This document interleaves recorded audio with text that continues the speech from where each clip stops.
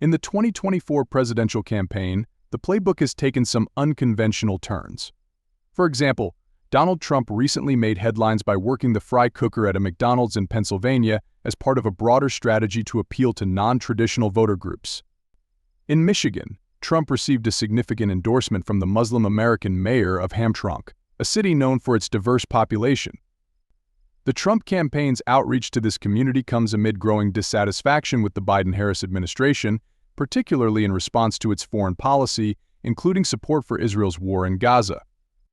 This issue has led some Arab American voters to reconsider their support for the current administration, a trend that could impact Kamala Harris' chances in Michigan as she intensifies her efforts to connect with Arab American voters. At the same time, Trump's recent public appearances have sparked new questions about his mental fitness for office, especially after a rambling speech where he nostalgically recounted details about the late golfer Arnold Palmer and his locker room experiences. Despite these odd remarks, Trump's supporters urge voters to focus on policy rather than personality, pointing to his record as the key reason for his re-election bid. On the other side of the campaign, Kamala Harris has been actively working to maintain her support among Black voters, a demographic where polls indicate weakening enthusiasm.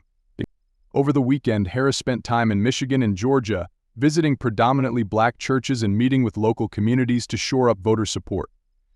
During her visit, she also celebrated her 60th birthday, with some using the occasion to highlight the age difference between her and her opponent, Donald Trump, who has faced scrutiny for showing signs of exhaustion on the campaign trail. With just over 2 weeks left until Election Day, the pressure is mounting for both candidates.